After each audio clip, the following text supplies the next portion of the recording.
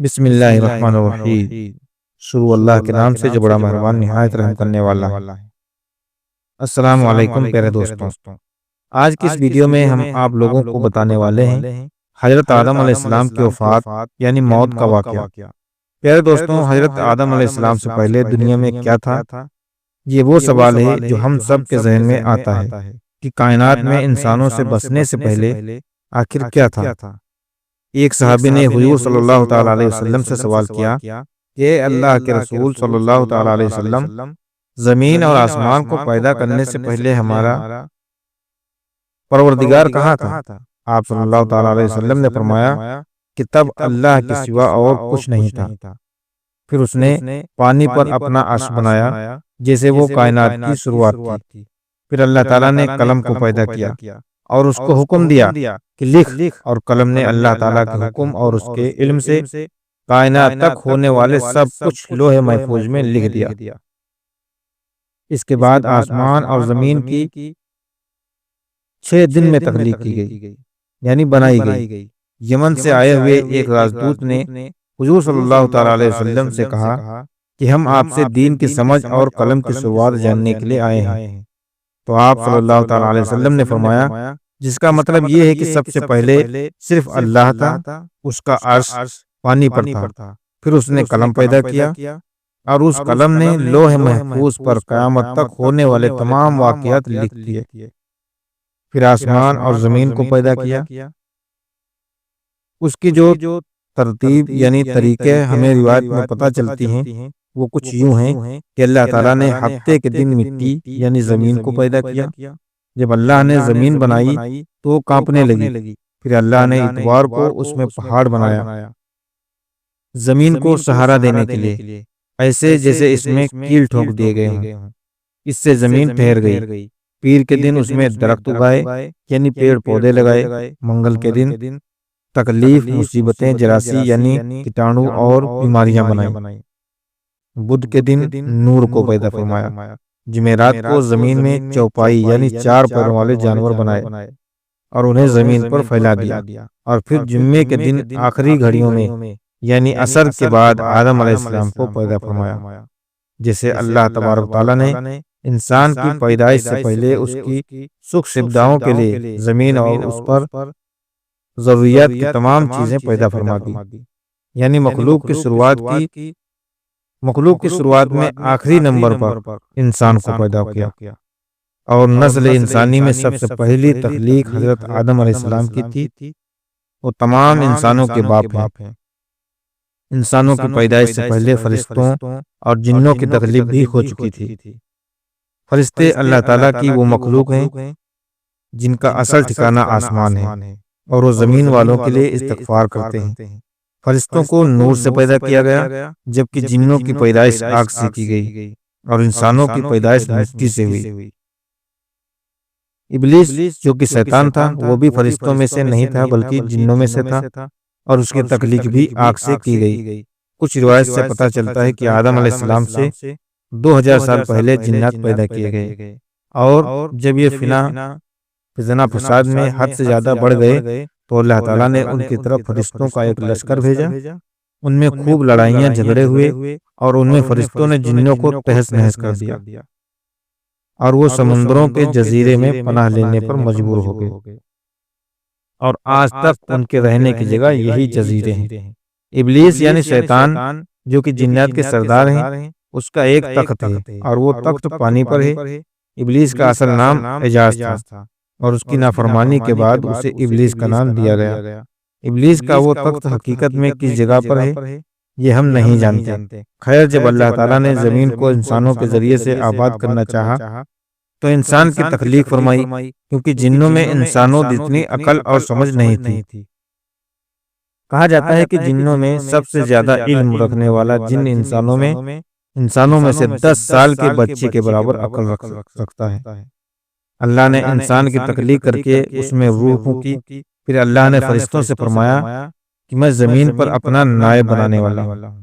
فرشتوں نے اللہ سے پوچھا کہ ایسی مخلوق کو کیوں پیدا کرتا ہے جو زمین پر فساد کریں اور خون بہائیں، اور ہم ہر وقت تیری تعریف اور پاکیزگی بیان کرتے ہیں۔ اللہ تعالیٰ نے فرمایا کہ جو کچھ میں جانتا ہوں وہ تم نہیں جانتے۔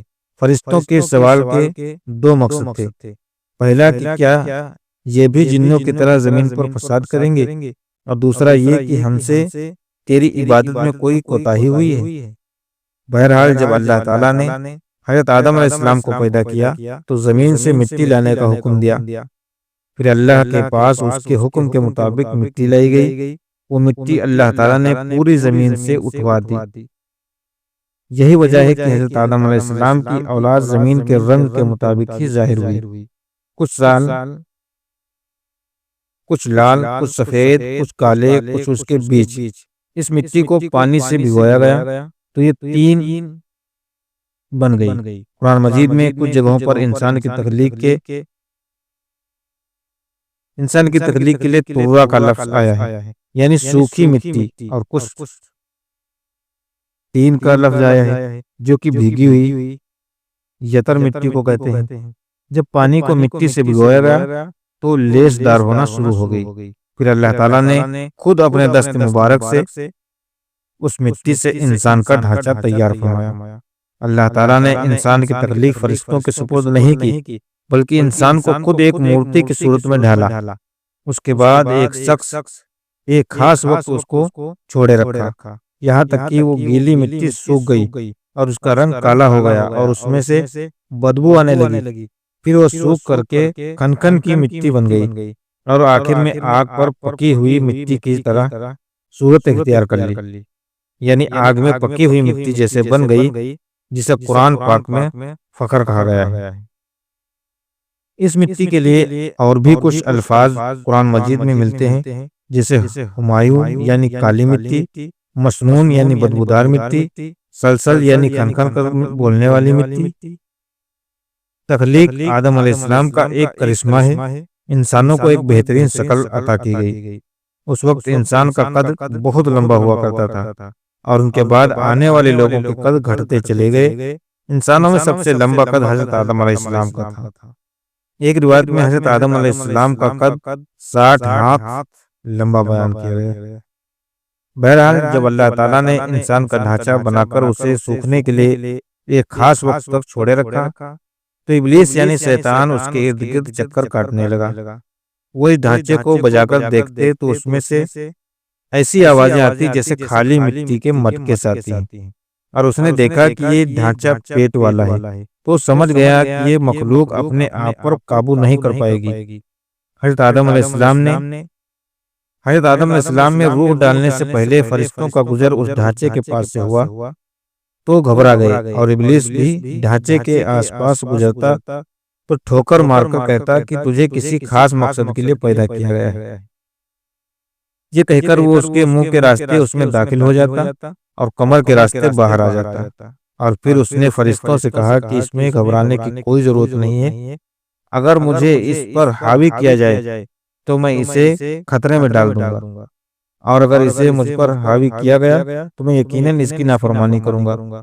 یعنی ابھی حضرت آدم علیہ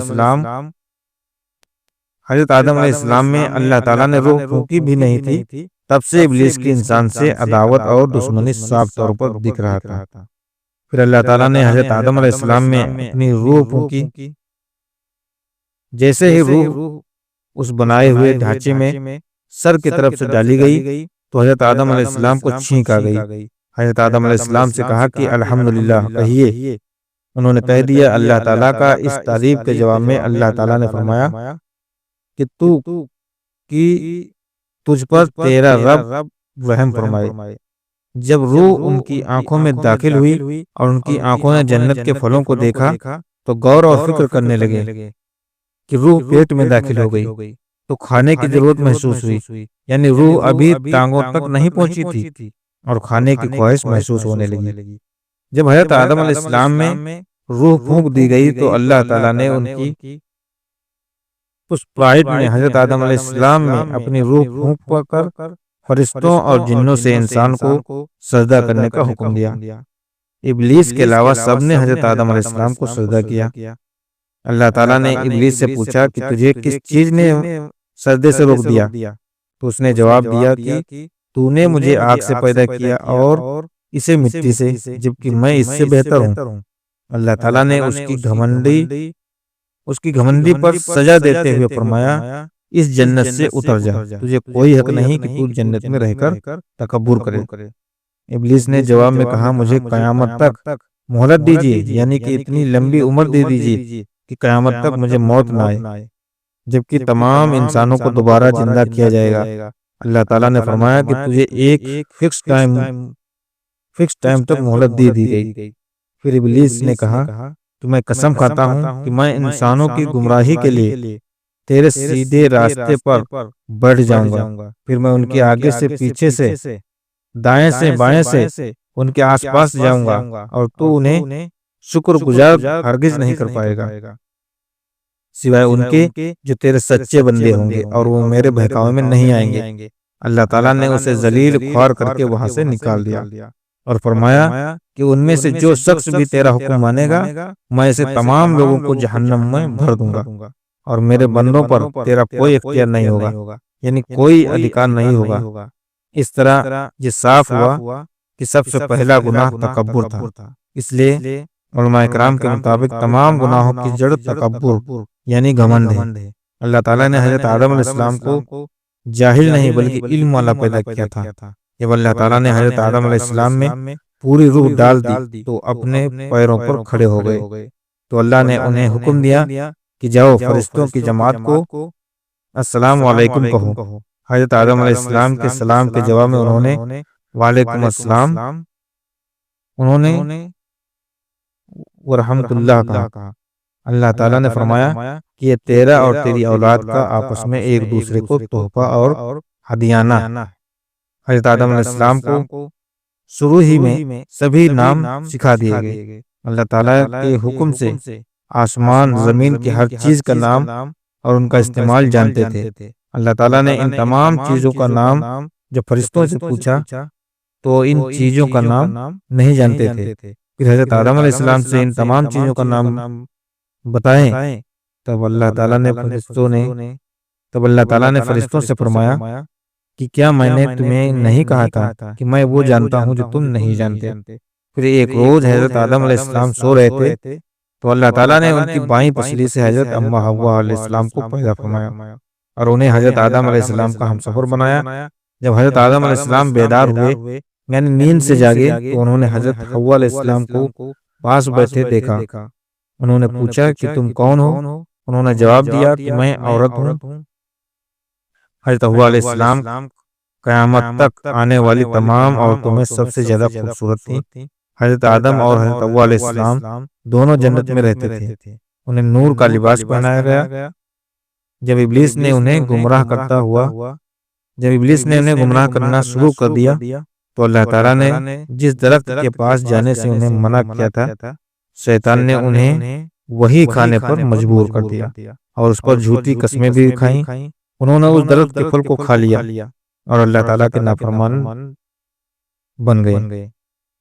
اللہ تعالیٰ نے ان سے نور کا وہ لباس لے لیا اور وہ برہنہ ہو گئے اور اس درخت کے پتوں سے اپنے آپ کو ڈھانپ کر اس گناہ کے بعد غرور اور تکبر اللہ تعالیٰ سے معافی مانگنے لگے اور ان کی مغفرت کے طلبگار ہوئے۔ اس سے یہ بتایا گیا کہ خطا انسان کی فطرت کا حصہ ہے کیونکہ وہ فرشتوں کی طرح معصوم نہیں ہے۔ پھر اللہ تعالیٰ نے انہیں جنت سے نکل جانے کا حکم دیا اور فرمایا کہ تمام زمین پر رہو اور تم ایک دوسرے کے دشمن ہو۔ پھر دونوں زمین پر اترے اور انہی کے ساتھ ابلیس بھی زمین پر اترا۔ حضرت آدم علیہ السلام اور حضرت اما حوا علیہ السلام نے اپنے رب سے معافی کی، کلمہ سیکھے۔ ایک روایت کے مطابق حضرت آدم علیہ السلام کو ہند میں جبکہ حضرت اما حوا علیہ السلام کو جدہ میں اتارا گیا۔ پھر وہ ایک دوسرے کو ڈھونڈنے لگے اور آخرکار میدان عرفات میں ان کی ملاقات ہوئی۔ حضرت حوا علیہ السلام نے 20 ولادتوں میں 40 بچوں کا جنم دیا۔